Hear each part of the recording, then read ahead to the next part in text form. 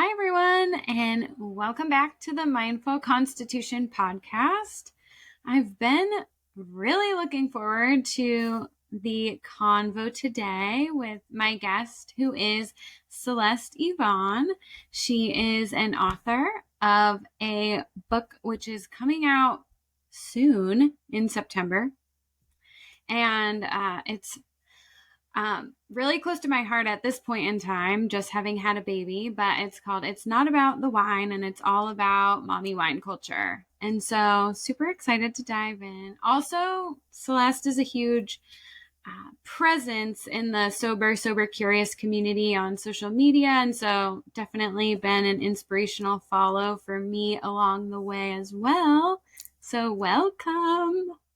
Thanks, Katie. And I say likewise to you. I've always enjoyed watching you and seeing your TikToks. It's been motivating for me as well. Yeah.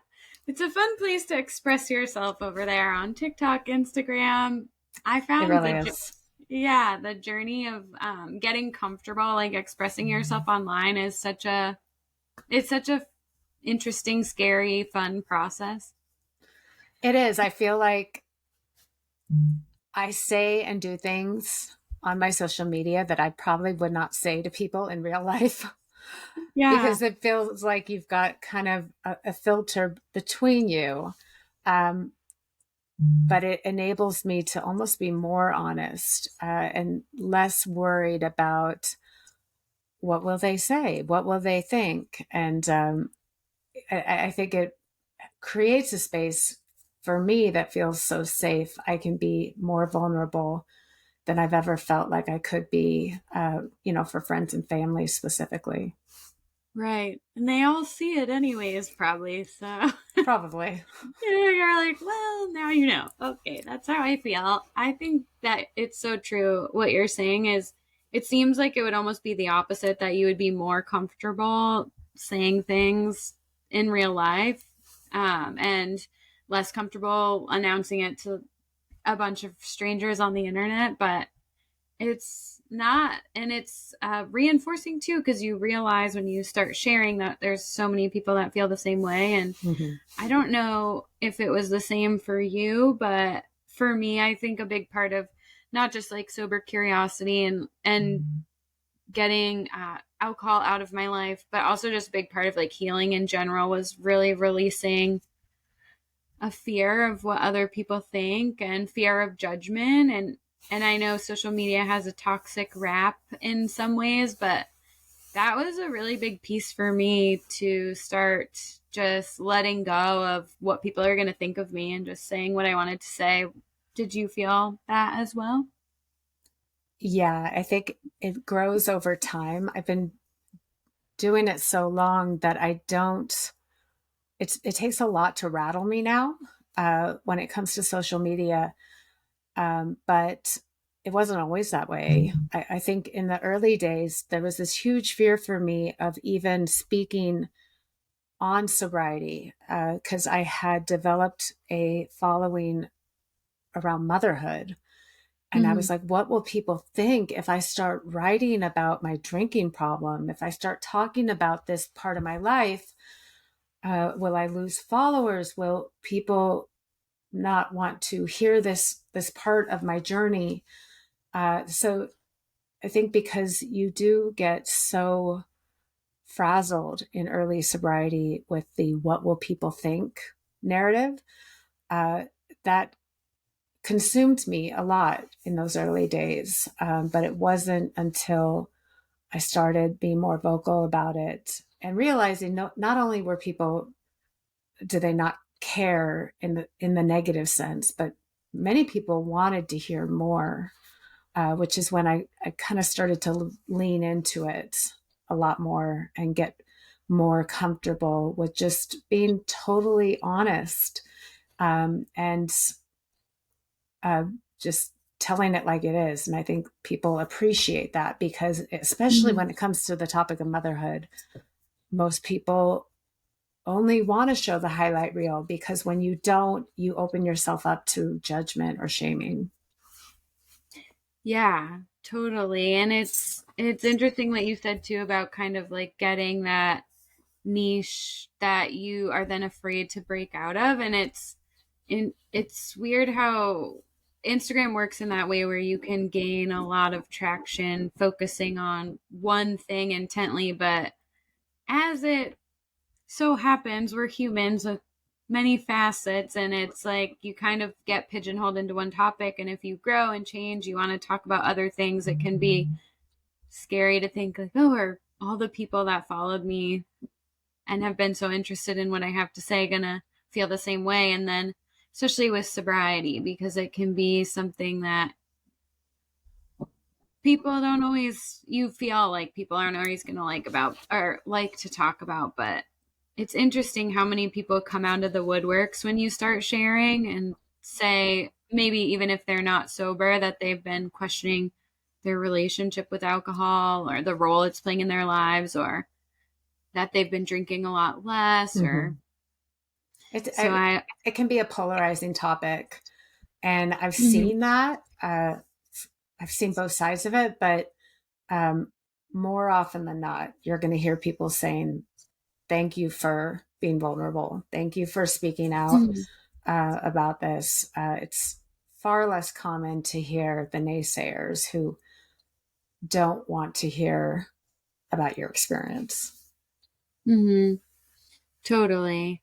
I definitely agree that it brings out a lot of people. I know you had a I saw a post you had recently that was said something along the lines of realizing most people question their relationship with Mm-hmm. alcohol when you start sharing or something like that. And I think it's so true.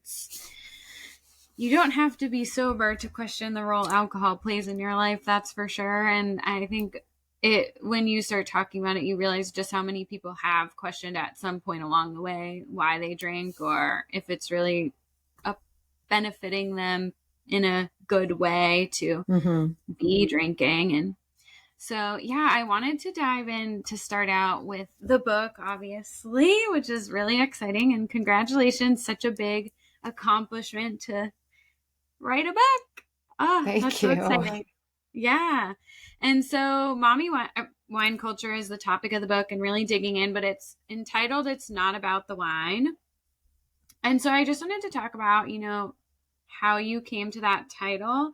And really, I know it's based a lot on this systems that we should have supporting motherhood or the lack thereof. And so, if you could also just share a little bit with us about your own experience navigating systems of support or, Mm-hmm. like I said, lack thereof in your own motherhood journey. Yeah, absolutely. We came up with the title uh, during this book writing journey. Uh, Originally, the book title was going to be "Mommy Needs Wine," and it's based on a story I tell during the book about how I was with my 3-year-old at the time, and I was drinking, and I was also having a really special moment with him. But my glass was now empty, and I decided to cut that moment short so I could get up and get another glass. And when I was getting up, my son said to me, "Where are you going?" And I said, "Mommy needs more wine." And he kind of looked at me like, "But why?" Because in a 3-year-old's head, you just had a glass or you just had a drink, so you shouldn't be thirsty anymore. So why would you need to get another drink when we were just having this special moment? And for me, that was such a telling moment for myself because it made me think of how my child sees me and how he will see me in the future. And what do I want him to see when he sees me? And what kind of message do I want to tell him or send to him about alcohol as he grows up? So that was the original concept for the book. And when I was in early sobriety, I thought, and a lot of my anger was focused around mommy wine culture, about the alcohol side of it. I was angry at alcohol. I was angry at the alcohol industry. I felt like they duped us. They put us in this position to fail. They put us in this position to constantly need more alcohol to have the same effects. And then they hook us. So a lot of rage in my early days of recovery when I was still unhappy with the fact that I needed to quit it all. Mm-hmm. And over time, as I'm kind of digging into this sober journey, as my eyes are opening up to the freedom that comes with sobriety, to the opportunity that is presented when we're not drinking, and to just the amazing benefits of sobriety, like having more energy, being more present, waking up in the morning feeling good. I mean, all these things that I took for granted for such a long time, but that alcohol was slowly taking away from me. I started to realize that the problem with mommy wine culture isn't the wine. It's not even about the alcohol. It's about the fact that mothers are in this position where we feel like we're doing so many things that are not appreciated. We feel invisible. We feel like the work we're doing is invisible. Um, it feels like the only time anybody notices us or what we're doing is when something's going wrong. And we're frustrated and angry. And we're using this mommy wine culture, this mommy needs wine premise as a way of numbing out from the larger problems. And that's where I kind of had my aha moment that it's not about the wine. This is about all these systems in place that are putting mothers in a position to fail. And the alcohol industry is just jumping on that bandwagon. They see, a population of people who, get the shitty end of the stick every single time. And they're just taking advantage of that. What we need to be focusing on is all these things that have put mothers in this place where we do feel undervalued. We do feel unappreciated. We can't do anything that doesn't feel like we're getting the lesser end of the deal. Mm-hmm. Yeah, totally. And so through your own kind of translation or kind of evolution from looking at alcohol as a punishment or looking at sobriety as a punishment to viewing it as more of this gift you're giving yourself, you were able to kind of stop villainizing alcohol itself, which I think is such a huge message to let people know, like, this isn't a personal attack on moms who drink wine. It's actually advocating for moms who drink wine to have better systems of support so that alcohol isn't the only way to self-medicate or to feel better, and that we actually aren't in a position where that's something that we want to do. And so when you were saying, you kind of alluded to like the lack of support or the systems in place. So can you talk more about what your experience was like with those said systems, or what specifically they are, kind of where you think things are lacking for moms? Yeah. And there's so many, and there's so many places where I feel like we need better support. And the first is the lack of postpartum support we have for mothers. It makes me think of, we have a baby, and as soon as the baby comes out of our body, mothers take the back burner, and all of a sudden it's about the baby in every way, for family, for friends, doctor's appointments, even the gynecologists. They want to make sure you're physically healing, but it feels like our mental health and wellness are disregarded or undermined.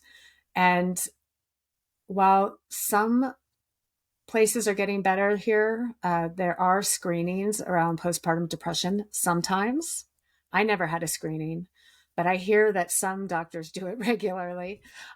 We need more screenings for postpartum anxiety. We need more screenings for postpartum rage. And these are things that not only are they not often or not often enough screened on new moms, but moms are going to be more likely to minimize the impact it's having for fear of someone taking the baby away from them, of being shamed, of being judged, of being considered a bad mom. I think in my own experience, I think about this whole team of healthcare professionals just spent the last however many months trying to make sure this baby came out of me healthy and thriving. And now I'm going to be the asshole that says, I need help. Like, I just Mm. felt like I didn't want to add more to their plates after they did so much for me. And as a good mom, all I could possibly ask for is a healthy baby, right? So there's Mm. all these presumptions on my part about what I'm willing to divulge to the healthcare professionals versus what I'm not. And we need to find a way to screen mothers in a way that feels safe and not like we are ready to call CPS. Like this, there needs to be a middle ground here that feels like Wow. we can do this safely. So I think about that. I think about the cost of childcare in our country, which makes it really hard for most families to be able to decide what they're going to do next. Is someone going to work from home? Is somebody going to be a stay-at-home parent? What's that going to look like when we don't have supporting systems in place with affordable childcare? Some people, they don't even have a choice. They have to return to work, or the cost of childcare is so expensive it doesn't even make sense for them to return to work, even if they want to, because it would cost too much money to put their child in childcare. So that's another challenge that I think we face in this country. Uh, I think about the lack of benefits and flexibility at work in the corporate world, which makes parenting for new moms and dads unsustainable, if not impossible, with the complete lack of flexibility. I think about trying to breastfeed in my experience at work, trying to fit it in at 2 hour intervals with my big old hospital grade breast pump I'm carrying everywhere. And then at lunch, I would run to the daycare to try to breastfeed my child.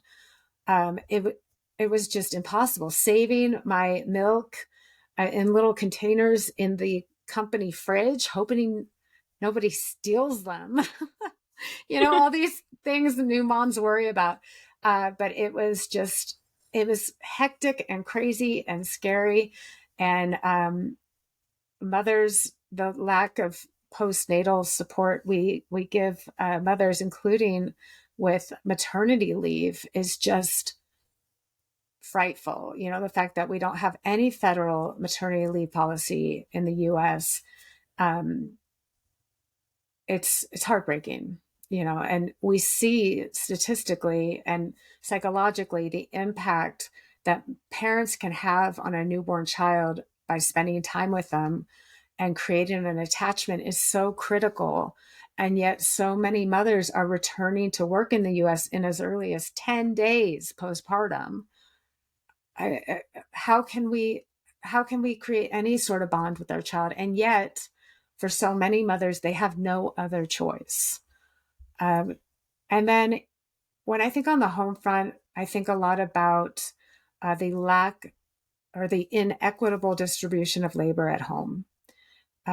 When you think about household chores, household responsibilities, I don't know a single person who had this conversation with their partner prior to having the baby of how is this going to look?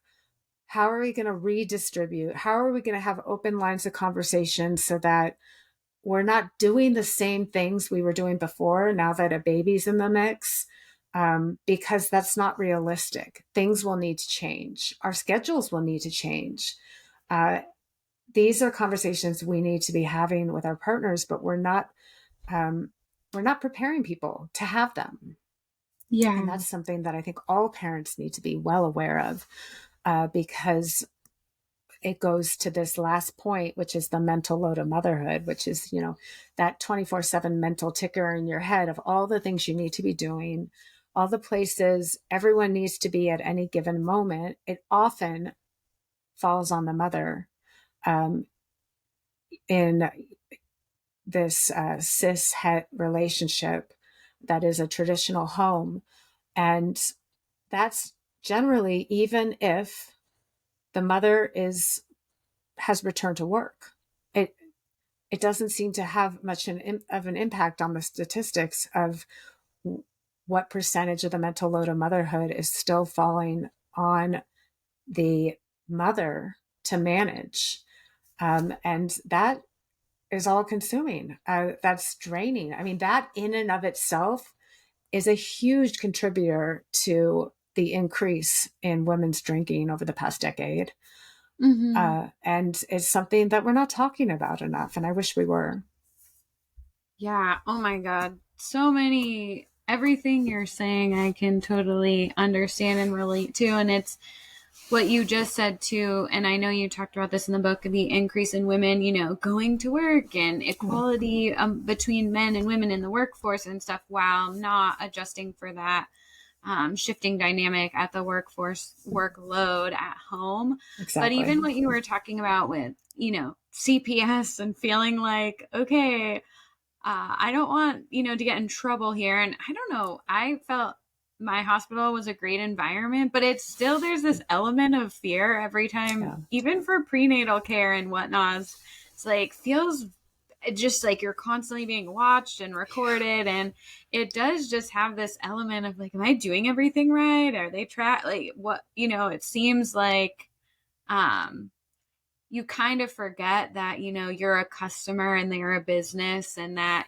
they're working for you. It almost feels like they're a probation officer or something when you go to the Mm-hmm. hospital, which I just don't think is conducive to a harmonious experience, especially postpartum.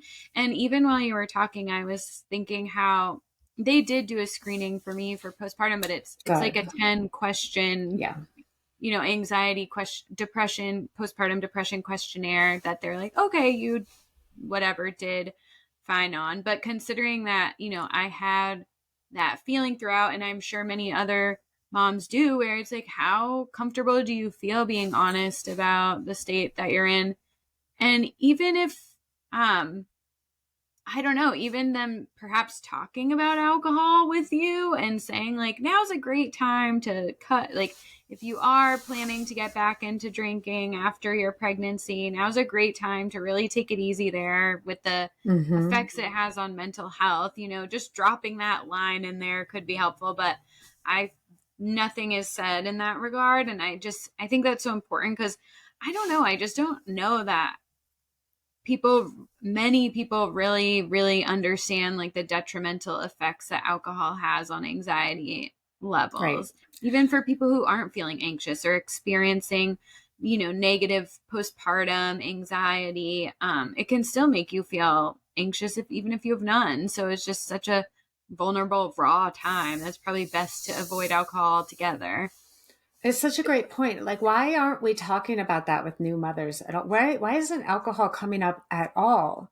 Most mothers I know were interested in returning to consuming alcohol postpartum.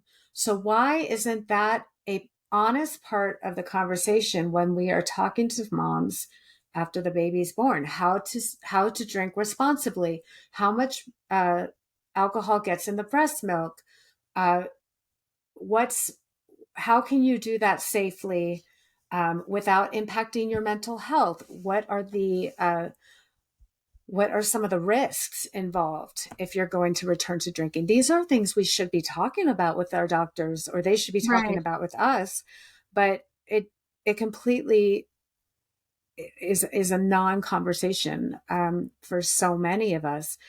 And I think we are failing new mothers by not even telling them. Like when I uh, was diagnosed with postpartum depression and they put me on a antidepressant, they told me, oh, this is this is safe, for you to continue breastfeeding on. But nobody said, if you're going to drink alcohol, this will mitigate any sort of the positive effects you could have on the medication. Like nobody mentioned alcohol and how it would contribute to me taking this antidepressant, but they'll tell me how it fares in breast milk. It just feels like it's such a missing part of the conversation when most mothers do return at some point to drinking postpartum. And in fact, joke about like being able to drink the Exactly. minute the baby comes out, when in reality is like, you might want to reconsider, that immediately. Like if you're going to, there's no judgment, whatever, everyone's on their own path. But if you're worried about like, or experiencing negative side effects of postpartum, mental health issues, like that's really the last thing that is going to be helping you out is any kind of drinking at all. And so, and I posted about this recently too, like if your psychiatrist prescribes you antidepressants without talking about alcohol. And I was talking to a friend about this recently because we were having the conversation of like, before being put on an antidepressant, like, shouldn't everyone be talked to about their relationship with alcohol, even if you're a normal drinker, just to highlight the impact it does have on mental health? So at least you're aware, because I think when that conversation's completely ignored, and most people, out there do drink occasionally, Right. and to just say, like, like this could be worsening your mental health in the first place before we even put you on an antidepressant, like that may be like having a big impact alone. But B, like once you go on the antidepressant, if you continue to drink, like it's gonna be not good to combine them like at all. And It so, seems like such common sense to have right. that conversation. So why are we avoiding it altogether? Mhm. It kind of it confuses me. The other thing I see that infuriates me is I see so many, and these are healthcare professionals who I admire, and I think they bring so much value to so many conversations, but they talk about the implications of drinking alcohol and breastfeeding and saying, don't worry about it. It has very little effect on your baby. The amount of alcohol that's going into your breast milk is minimal. Cool. But why aren't you talking about the mental health effect of drinking alcohol for somebody who's more prone to postpartum depression, anxiety? It's like we're ignoring that the means of getting the alcohol into the breast milk is a human being itself, and we should be talking about taking care of that person too. I feel Yeah, like they're completely missing the point when we're worried about how much alcohol is getting into the breast milk, but we're not worried about the person drinking the alcohol. that's susceptible to anxiety and depression and Exactly. overwhelm and all of these things. And yeah, 100%. I know there's a lot of things I think that sometimes with, and similarly to what you said, total respect for healthcare professionals and all of that. But things I saw with my own pregnancy is just procedural sometimes. And Mm-hmm. even other things completely unrelated to alcohol where I'm like, this doesn't make sense. Like, why would I do that if I did this? And just like, this is procedure. I'm like, okay, but we're people. Let's step away from procedure for a second. Use Exactly. our logical brain and just think of like this individual circumstance. Like, that doesn't make any sense. And so, yeah, just kind of looking at things in a more individualized way, or being able to have these honest conversations with new moms, I think is so important. And the other thing too that I, on the like other kind of facet of it, is a lot of people do want to kind of ignore the negative impact or kind of brush under the rug the impact alcohol might be having and just return to their drinking. And I think it's really common. I know I did it when I drank, that I'm like, I'm a normal drinker. I'm not like, I black out, other people black out. I totally had a toxic relationship with alcohol, but I wanted to minimize it, normalize it. And it's like we enable each other to minimize a toxic relationship with alcohol and the toxic effects it's having on us, because we kind of all want to brush under the rug the potentially harmful relationship we're having with it. And so it's like we kind of societally enable each other, I find, even within the systems that are supposed to be caring for us, where it's like, well, you can drink, it goes in the breast milk, but whatever, and like not that much, and it should be fine. It's like, yeah, except everyone is stressed out and anxiety ridden, so it's really not that fine. But yeah, It there makes was me a think of mommy wine culture itself, that is really just a lot of the narrative is like, you're fine, it's good, drink some wine. It's just a lot of justifying what is clearly inappropriate or dangerous behavior around alcohol, when you're hiding it, when you're drinking it in the closet, all these things that if you go to social media, people are making jokes about uh, hiding how many empty bottles they've consumed that week, about having to slip it into their tumbler, when they are at the sporting event for their children. And everyone thinks it's so funny, but really it's more just justification to have a very toxic relationship with alcohol. Um, mm-hmm. the undertones of the message that's sending um, is is frightening. Uh, but I think in a lot of ways, people, and myself included, I shared them. I made my own. I laughed at them because for me, it felt like, oh, other people do that too. Thank God.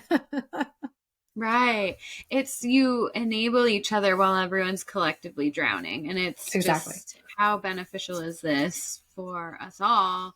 But it just speaks to why it's, the same, the reverse can happen in like the sober curious, sober community. Now I'm so saturated with people who don't drink by choice or who have overcome addiction or gray area drinkers that have stepped away from alcohol. And just working with people who want to cut out alcohol, that it completely shifts your perspective when you're saturating your brain with totally different information, totally different ways of living, totally different preferences and perspectives.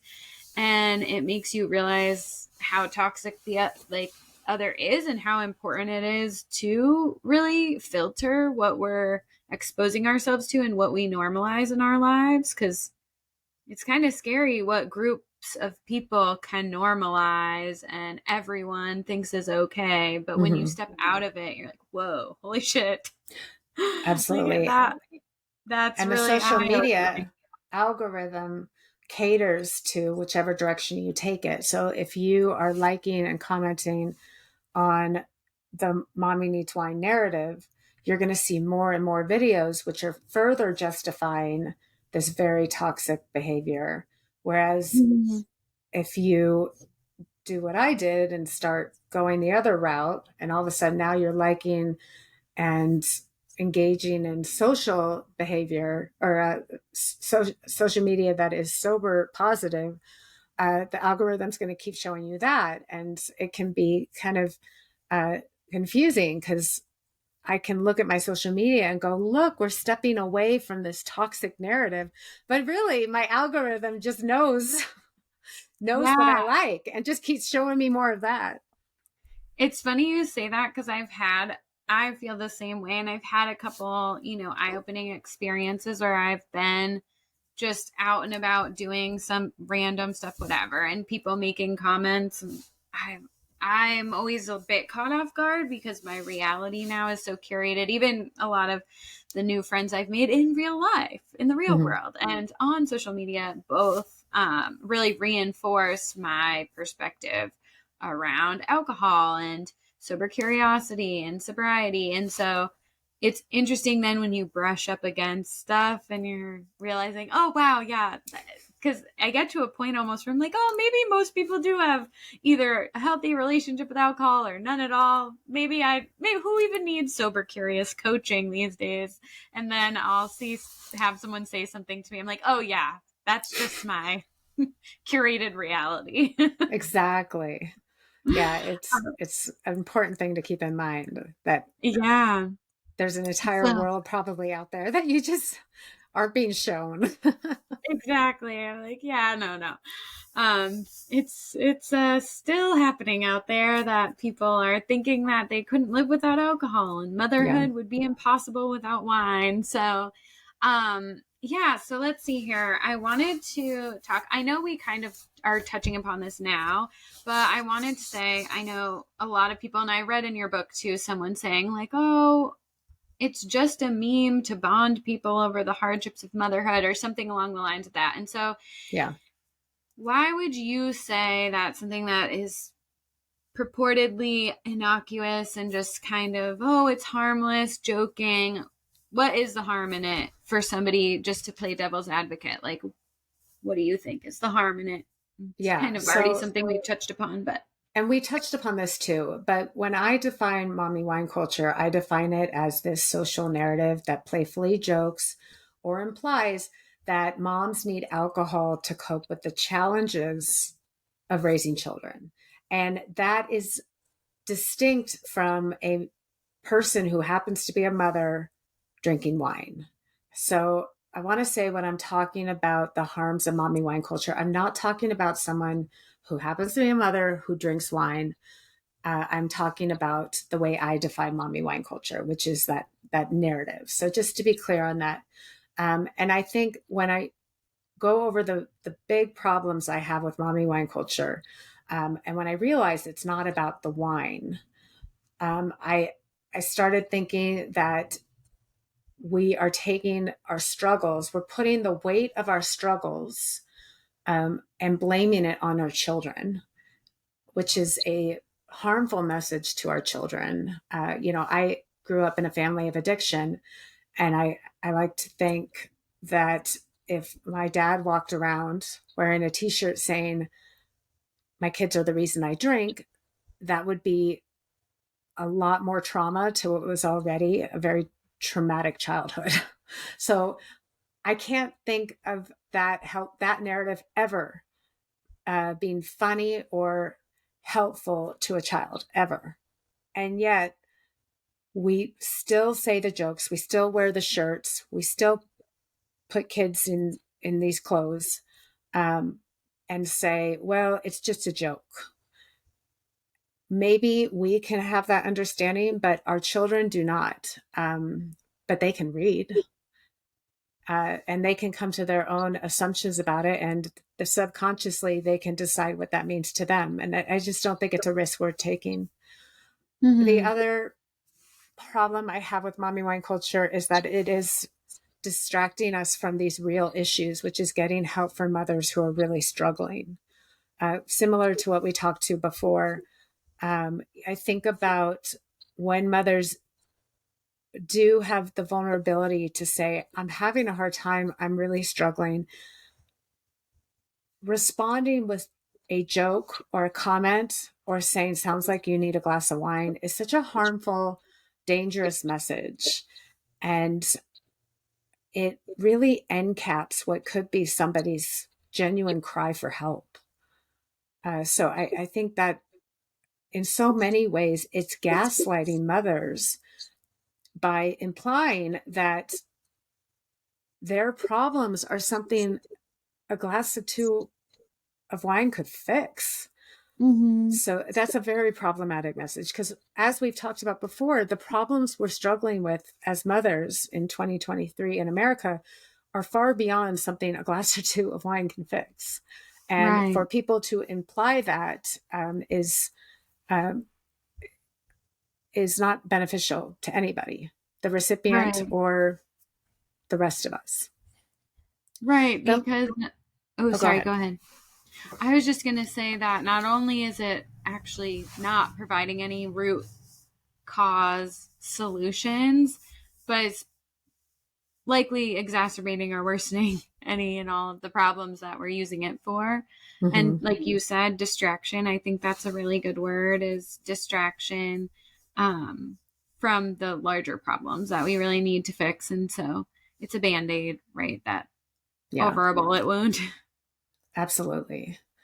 And the last part is that it implies that alcohol is a harmless coping mechanism, which you and I both know is anything but the truth. Mm-hmm. It's one of the most addictive substances on earth. It is a toxin, a carcinogen. It is shown to cause 6 different types of cancers, even at moderate amounts. And we know all this now. So it's not at the same level as telling a mother she needs to take a bubble bath, right? The implications are far more harmful and Mm-hmm. dangerous than when we're suggesting to a mother, here, drink this addictive drink. This will help you feel better for 20 minutes.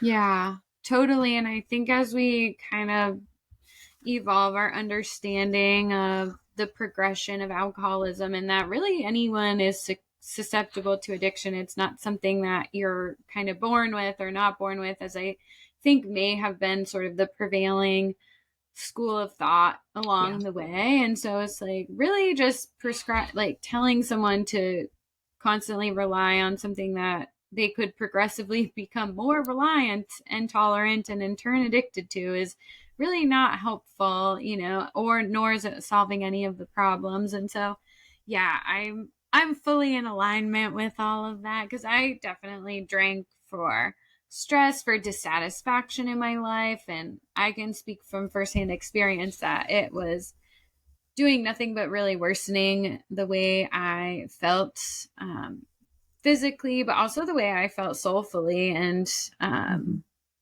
how fulfilled I felt in my life. It was just a catch 22, right? You kind of drink because there is this Yeah. lack of fulfillment, but it just worsens it even more. And so, speaking of the evolution of drinking and progression of and our sort of evolving understanding of alcoholism, I wanted to touch upon you with how you identify yourself as kind of within the book. You talk a little bit about being a gray area drinker and kind of never really self-proclaiming or labeling yourself an alcoholic. And I think this is a really cool discussion to have. Obviously, Mm. I'm biased working in kind of sober curiosity and trying to really normalize the idea of exploring your relationship with alcohol before it becomes a problem. And so I wanted to ask you, like what your thoughts are on the emergence of sober curiosity and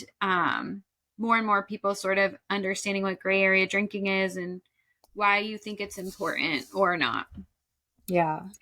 I'm so grateful we live in this day and time where these labels and these topics are coming up. Sober curiosity, gray area drinking, because, like you said, I was raised in a time where, and I was raised by parents who told me you either got the gene or you didn't. It's a Mm-hmm. 50-50 chance. You might be fine and you'll be able to drink all you want and you're going to be great, or you're going to have this addiction gene your dad had and your life is over.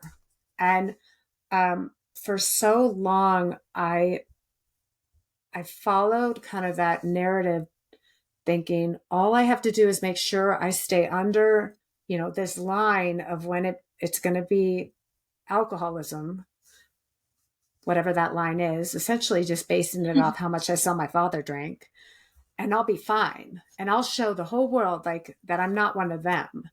And of course, this is even as my drinking increased, even as I was having, I look back now and I, I had so many um, red flags around my drinking and the things I was doing. But I always kept in my head, these fool's rules of what would keep me safe from being an alcoholic, which was the bad word of the day. So even today, I still really struggle with that word. My father used that word to describe his relationship with alcohol, and I respect that. And I also respect the fact that people probably read my story and label me an alcoholic. Um, but I don't see the benefit of labeling myself one. So generally, I just say I had a drinking problem. I don't anymore because I don't drink anymore. And that's kind of as far as it goes for me. But I love the concept of gray area drinking because um, I think so many of us fit in that bucket, and that uh, really pushes aside this whole black and white concept that you're either an alcoholic or you're fine.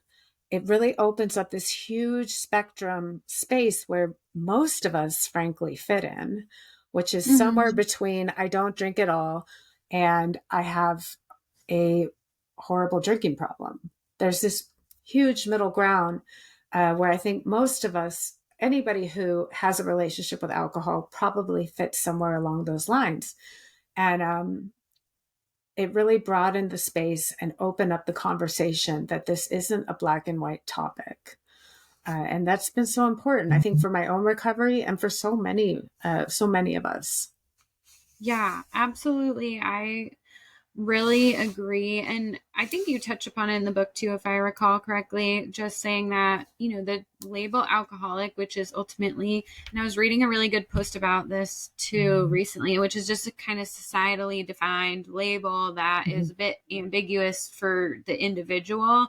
And talking about how ultimately it can be kind of harmful because it does prevent people from exploring their relationship with alcohol unless they feel like they're an alcoholic, which to a certain extent we normalize such toxic behaviors around drinking that are not alcoholism. Binge drinking is a huge example of that, Yeah, where you can drink once in your life and kill somebody because you're have a binge drinking episode or whatnot. So the term like alcohol use disorder was something that this particular post author had said seems like a more, you know, effective title. But ultimately, I agree with you that it's so refreshing to live in a time where people are really starting to turn away from just compartmentalizing and labeling in general. And I yeah, find that to be just so nice because I think our tendency to do that is like, what is the purpose? And it's like people are all so nuanced and multifaceted that it's just kind of I don't know, breaking free of that just feels really refreshing and allows us to be the more complex humans we each are, and hopefully kind of explore the role alcohol plays in our lives and not feel like we have to wait until it's some huge right. problem ruining every aspect of our lives and before we do get help. And so it's nice to see new emerging spaces start to grow outside of AA, which I think is really helpful for a lot of people and Mhm. certainly has its space, but there's definitely room for a little bit of exploration for people who feel like maybe they don't totally fit into an AA environment, which I think is really cool. And so, yeah, Yeah, I I think love that.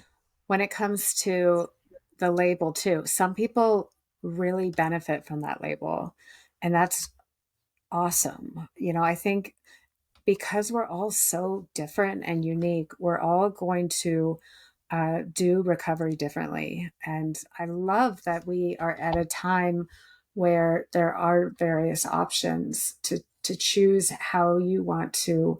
um, how you want to take on your recovery journey. And it's not all going to look the same for everybody. 100%. And you said in the book too about harm reduction, which I thought was poignant as well, that, some people don't like harm reduction because they feel like it enables the like severe alcoholic. And I could totally see how that argument can be made, if somebody is a severe in the severe throes of say physical dependence on alcohol and being like, oh well, let's just see if you can drink a little less.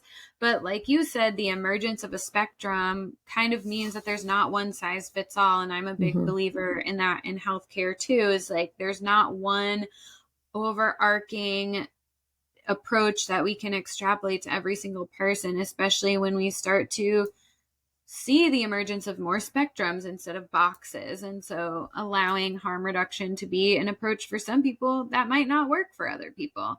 A lot of people on conversely might try AA and be turned off by the particular meeting they went to and then not go back and not approach recovery at all because they think that's the only option. So it's like really giving people more space to explore, I think is there's nothing to other than benefit that can come from that. And obviously, in terms of harm reduction and working, if you're working with, say, like a coach, a therapist, anybody, and they're telling you, yeah, they see that, I think like a skilled professional is going to be able to like individualize their approach in treating you or working with you and being like, yeah, harm reduction probably isn't applicable for your drinking, or, I don't think maybe you should be exploring the idea of trying to cut back, right?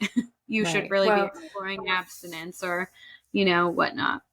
I think anybody who has tried to cut back on drinking has tried harm reduction.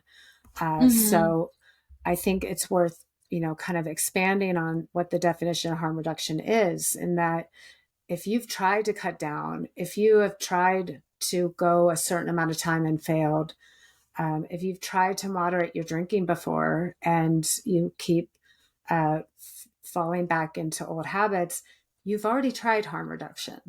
So I think, yeah, and you've already gotten the evidence that that is not what's going to work for you. So I think Mhm. that's an important thing to keep in mind. Yeah. And with that said too, is like sometimes the failure with exploring harm reduction is what ultimately leads to abstinence, which it did for me. I definitely did a few dry months where I was, trying to not drink and then trying to go back to moderation, because if I can't drink, if I can successfully not drink at all, then I should be able to cut back. And so that experience and being able to like walk through that, although by some standards it looks like a failure because I couldn't moderate, is like that attempt gave me information that I was then Exactly. able to like move forward with and go to full abstinence. So yeah, Exactly. it's an interesting conversation, and it's really cool to see the nuance that is kind of growing around alcohol and addiction and alcohol use disorder, all the things. And so, yeah, I had a couple more questions I wanted to try to squeeze in. I'm like, I gotta get all of it out of you. There's so much. I feel like we could talk for like hours and hours, but I know one thing that's really hard for a lot of people is how their decision to stop drinking is going to impact their relationship. And I know this can be particularly hard in romantic like partnerships, and feeling like if one person stops drinking and the other doesn't, how is that going to impact your partnership? And so what would your advice be to those people? This conversation, I feel like, comes up in almost every sober meeting um, I've ever been on. So I think it's such an important, in fact, it's hitting the news lately with a recent celebrity couple who broke up. And I've seen gossip rags saying that his sobriety impacted uh, the relationship and helped create the downfall. So I think it's such an important thing to discuss, because what are the chances that you and your partner are on the exact same page about alcohol at any given time for the rest of your lives? Like, it's going to be very slim to none.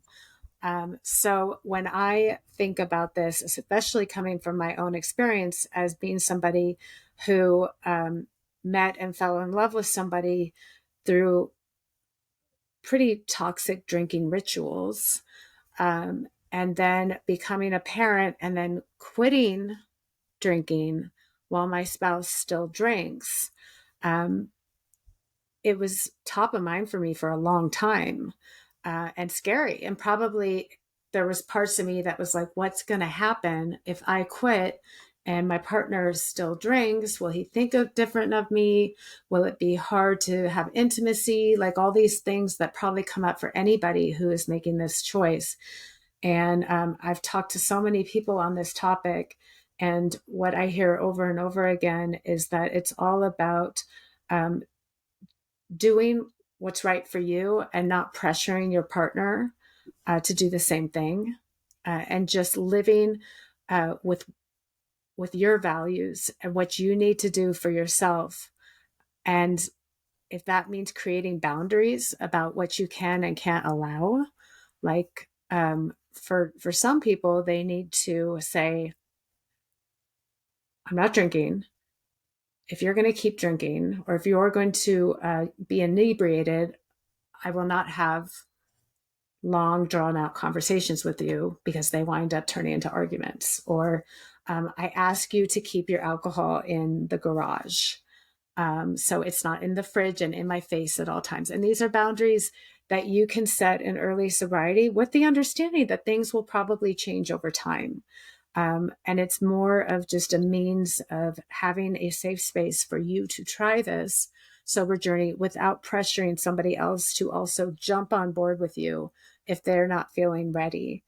And I think that's a really important step, because it can have a very positive impact, not just on your experience and your ability to maintain sobriety, but also not making your partner feel pressured, so they can maybe be curious by what you're doing, but not feel like you're trying to lecture them into making a lifestyle adjustment as well.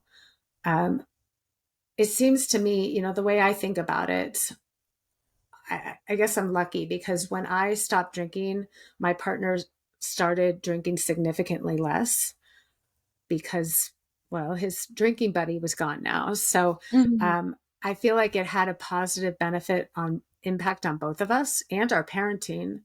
But I also, when I think about the parts where somebody says, "Oh, I lost my drinking buddy," or, "But oh, she was so much more fun when she was drinking," I think about all the awful things that happened when I was drinking, the horrible heated arguments, the stupid choices I made, the mistakes, all the mistakes I made, the total emotional dysregulation when I was parenting. And I have to think our relationship is so much stronger with me sober, even though we're not on the same page, than it ever would be had I continued drinking. So I think when you look, you weigh both sides of it, and you kind of play the tape forward for how the relationship would go one way versus how the relationship would go another, I think you will see and find a net positive benefit for not drinking, uh, even when it's a choice that you're making for yourself and your partner doesn't agree with it. Yeah. Yeah, that's I so deeply resonate with the kind of path you and your partner went on. Mine was very similar, including initial, uh, the initial bonding of the relationship over really toxic drinking habits, and then deciding not to drink and wondering how that would impact. And like you said, and I would have to agree that, nobody ever likes to be forced into a lifestyle change or made to feel like they have ultimatums, or that you have to live the way someone else lives because it's what's best for them. And even in terms of relationships outside of partnership, I always find it's just best to lead and live in alignment with your own values. And like you said, people do get curious, way more curious than they would get had you tried to convince them to live like you or see the benefit in the changes that you've made. It's like no one really likes that. It's kind of human nature to want to uncover our path on our own rather than have someone force us down what they think is best. And so it really is, the leading by example sounds like your approach, and it's been able to create a really beautiful dynamic in your relationship and your parenting too, which is just Mm-hmm.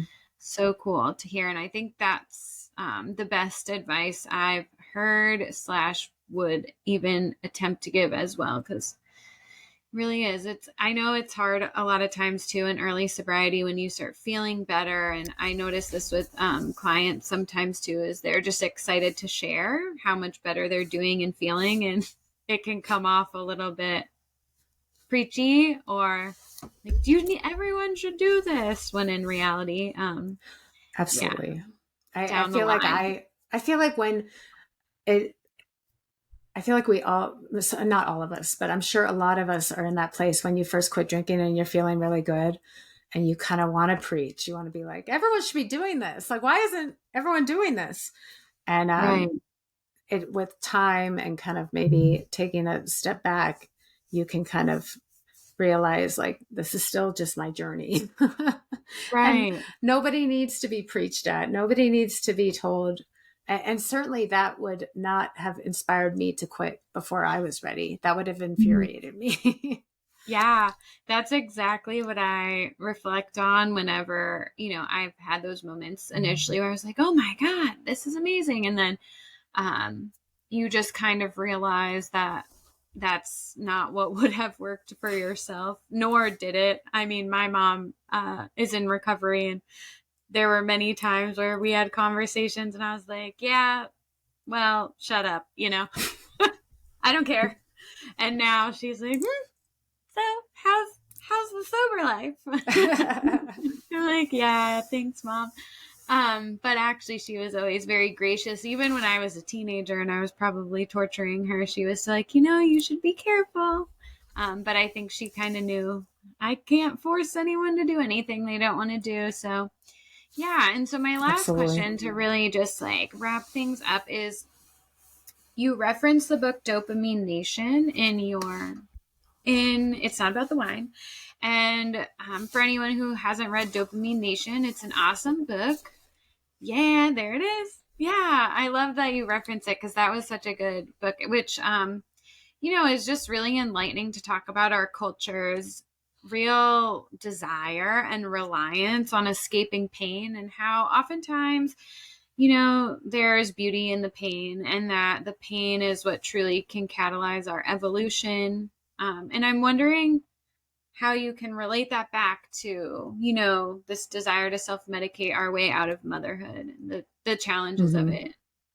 That's so funny you bring that up because I just did a reading from this morning at one of our Sober Mom Squad meetings. Um, and I haven't read from this book in months, so I feel like it's fitting. But I think, I was reading from it and talking to other sober moms about this today, about how, you know, we our body's always going to work to keep us at homeostasis. So when we do a dopamine hit, our body will instinctively overcompensate with the pain side of it to try to get us back to neutral. And how we have been conditioned for so much of our lives to think and believe that being bored or um, uh, feeling emotions is bad. Feeling bad emotions is wrong, and that we should always try to overcompensate on the positive side. And when we're bored, we should always do something to distract ourselves instead of just sitting with it and being present through it. And how that is kind of creating this space where we're so generally unhappy because we live in this world where everything is about dopamine hits. Everything is about distracting us from the homeostasis that our body is so inclined to want to be in, except for fight or flight. And I think it's a really important point for me when I talk to other moms in recovery about this topic. I tell them, when yes, we're going to get a dopamine spike when we drink, but on the other side of that, when our body's trying to overcompensate, that is when we're going to feel an extended period of discomfort as our body tries to go back to neutral. And how much is that worth to you? The net negative outcome of alcohol or drugs really is net negative. So when you play that tape forward and go through, yeah, it's going to feel this good for such an amount of time, and then for an extended period of time, it's going to feel really bad. I think people can have a little bit more context when they think, I just want some wine. I just want some Mm-hmm. alcohol. It doesn't feel quite so innocent anymore when you know what you're up against and what you know what's coming on the other side of it. Mm-hmm. Yeah, yeah, exactly. And just realizing that it's maybe an escape for them, a momentary escape, but it's actually kind of setting you up for a deeper decline. And I've experienced those myself, as I'm sure you have too. So, yeah, I agree. And just remembering that, I think Brene Brown says it too. You can't numb the darkness without numbing the light. And it definitely is something I always remind myself of when I'm sitting through uncomfortable emotions, and remembering that there's so much power and information in those too that we can take away. It's part of the Yeah. human experience.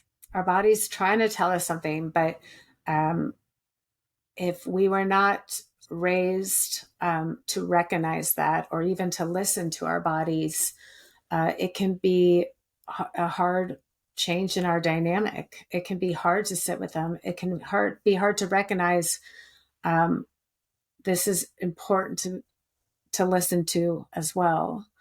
Right. But it takes practice and work like anything else. And I think that's what I appreciate about the book Dopamine Nation is she says you can find, that reset. You can get your body back to a place where it's not dopamine hit after hit after hit, and then followed by deep discomfort. You can do that through a dopamine fast. You can do that through recovery. So there's hope for all of us. Yeah, totally. I think that is well said, and I love that you take such a polarizing topic, what can seemingly and superficially be a polarizing topic like mommy wine culture, and you're able to really eloquently make it a relatable and approachable area that is enlightening and can not feel like an attack, which I think is the most important thing with this topic of mommy wine culture, but also just sober curiosity and sobriety in general, is that it's not intended to be an attack. It's intended to just be information for Mm-hmm. people to find support, to explore their habits, to get comfortable with themselves. And it's difficult to do in a society that's very addicted to escapes and stimulation. So I Exactly. really appreciate your approach, and I thank you so much for coming on. And before we hop off and say goodbye to everyone, I wanted you to just say a little about your book and where people can find you, anything in particular you have as resources. I know you have the sober mom group and stuff, so feel free to share anything you want to share as we close out. Yeah. Well, so I wrote the book to help mothers, but really anyone who feels stuck in the alcohol trap, who wants to rethink their relationship with alcohol, or who feels like they are under supported and really flustered in motherhood and is looking for another way to approach it. So, I think that's really what it came down to when I was writing the book. And I do want to show mothers how to cope and also how to find solutions to some of those bigger things we were talking about, like the lack of support systems, the mental load, the lack of equitable distribution of labor at the home front, how to talk to your partner um, in a way that feels like you're you're growing and you're not ripping apart. And I you can find me on Instagram and Facebook and TikTok at the Ultimate Mom Challenge. I also write on Substack under the same name. And my book, yeah, it'll come out September 12th. It's not about the wine, the loaded truth behind mommy wine culture, and that's available for pre-order anywhere books are sold. And I guess I hope that at the end, my mission behind all of this is I hope people learn what I learned, which is that sobriety isn't deprivation, it is liberation. And that's what I want people to understand, for anyone who was where I felt at one point, which is, if I quit drinking, what would my life look like? And the answer is, you can go anywhere from there. And Mm-hmm. it's not, it can only go up. And it's a beautiful, worthwhile existence. And I hope everyone has that opportunity who seeks it. Yes. I'm going to tear up. That was beautiful. Such a good way to end. And thank you so much for being on. And thank you, everyone, for tuning in. Make sure you get her book. It was so good. I already read it. Luckily, I got an early copy. So highly recommend. And yeah, I can't wait to see it become a bestseller. Thank And you, thank Katie. you again. This is great. Awesome. Bye, Celeste. Thanks, everyone. That was